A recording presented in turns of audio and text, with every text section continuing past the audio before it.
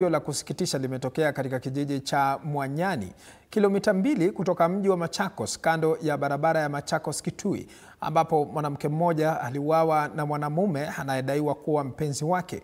Mwalimu Meshak anatupasha mengi zaidi. Marehemu aliyetambulika kama Susan Nyaboke, mfanyakazi wa kampuni moja eneo hili, alikuwa akielekea kazini wakati aliposhambuliwa kwa upanga na kisu na kufariki papo hapo. Msichana amelala barabarani, amekatwa upande mmoja. Kidogo kando kuna mwanaume ambaye tayari ndiye muuaji na alikuwa ashapigwa na afisa wa upelelezi wa Machakos Nzioka Singi amedhibitisha kisa hicho, akisema kuwa walipata mwili wa marehemu na silaha 3 ambazo zinadhaniwa kumilikiwa na mshukiwa.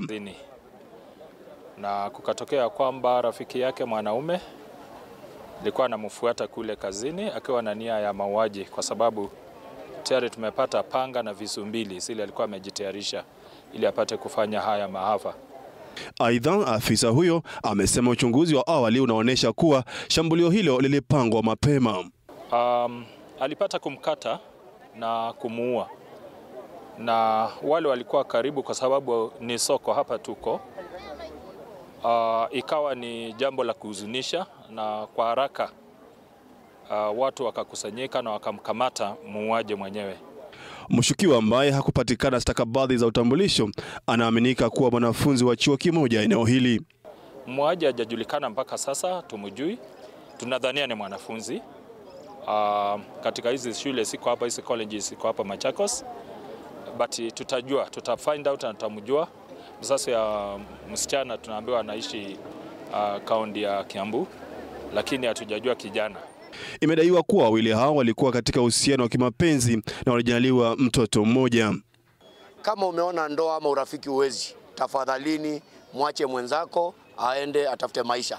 Vifo kama hivi vya kukatana mapanga, vifo kama hivi vya kutakiana, vya kuombeana, kwetu hatujaona, hata kwa mila yetu sio kifo kizuri. Kwa hivyo walikuwa, rafiki yake ametueleza walikuwa wamepata mtoto pamoja.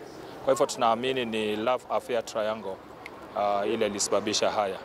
Kwa hivyo kwa sasa sina mengi. Mwenyekiti wa bodaboda Machakos, Alan Musembe, amedai kuwa wananchi wenye hasira walivamia mshukiwa na kumuua baada ya tukio hilo. Jana amekatwa kwa panga wakati alikuwa anapanda pikipiki bodaboda eneo ya Mwanyani na kuja ni... Miili ya wawili hao imepelekwa katika hifadhi ya maiti ya hospitali ya Machakos kwa uchunguzi zaidi. Mwalimu Meshak, TV47. Na asante sana Mwalimu Meshak kwa taarifa hiyo. Kwingineko ni kwamba